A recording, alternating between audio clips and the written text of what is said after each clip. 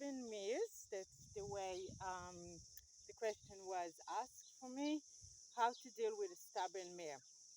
Okay, so here is my beautiful mare that I don't call her stubborn, and I will tell you soon why. It's not because she doesn't have a very strong opinion. It's because I understand where this opinion is coming from. So I just looked up the dictionary, the meaning of stubborn. It's the short version was unreasonable, unyielding. Okay, so the key here is that it's unreasonable.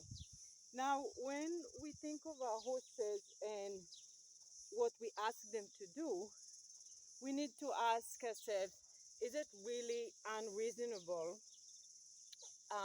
when the horse is saying no to us? And of course, we train horses to do everything that we want them to do, and this is what the training is.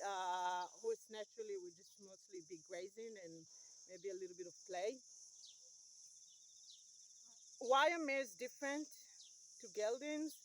Um, the thing about mares, well, we all know that the geldings, they're a little bit preserve the baby personality, yeah, so that makes them more submissive. And mares are different in general because you just need to prove yourself as a leader. So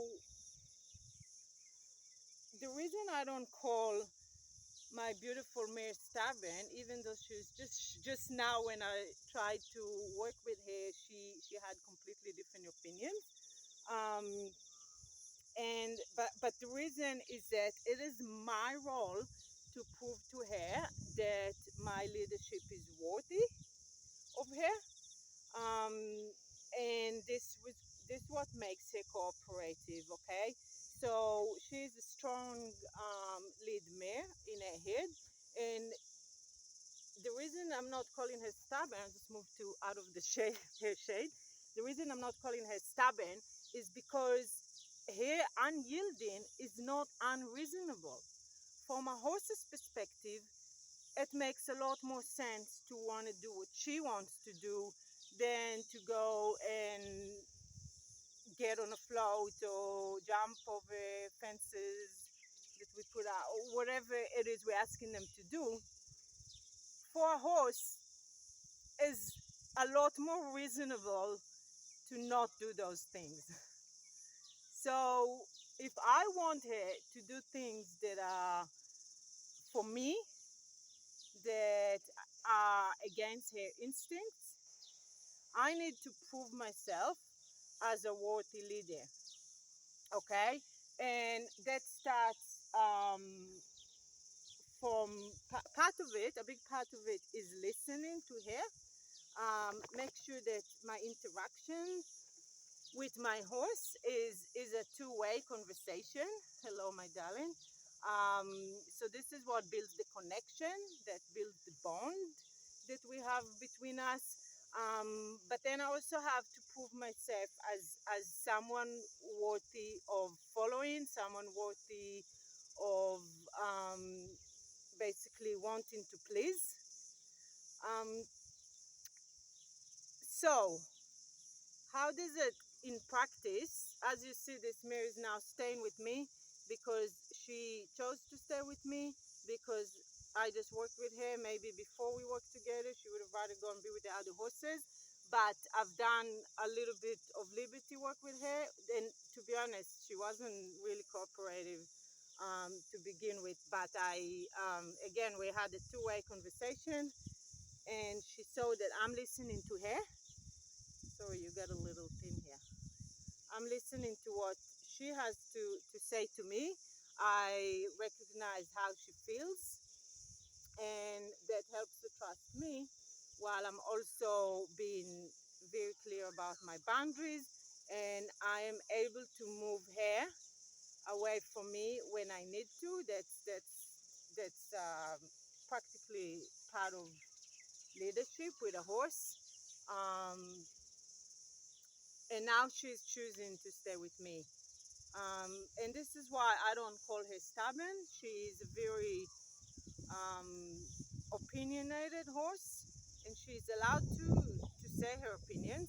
And because I give her that not freedom, but I give her the voice to express her opinions, and I'm listening and I'm having a two-way conversation with her, she's a lot more likely to also cooperate with me and to basically do the things that I wanted to do. So again, coming back to the question, how to deal with a stubborn mare, I'm not. It's not possible for me to give you like do this exercise, that exercise. It's more about building a foundation of trust and trust, so mutual trust, yeah, that we trust each other, that we have a two-way conversation, and that she finds me a worthy leader. And once she finds me a worthy leader, she will give her heart to me. Yeah, so I hope this is clear. So please, I invite you to ask any questions, give any comments about that. This is what I had to say about stubborn mares today. Maybe more things will come up. I also want to invite you to my new school community. It's called the Common Connected Horse, where we go in depth about horse behavior. And you're welcome to ask about your specific horse. Because we know that each horse is unique, each horse and human combination is unique. So I welcome you to come into this group. It's a new community. And because it's new, it's actually good for you because you can become a founding member, which it will be free, and your membership will stay free in the future. And I'm inviting you to get on a call with me, and we can discuss your specific course. And this call is going to be free. It's going to be shared in the group. Um, so yeah, let me know if you want the link or if you have any questions or comments about that.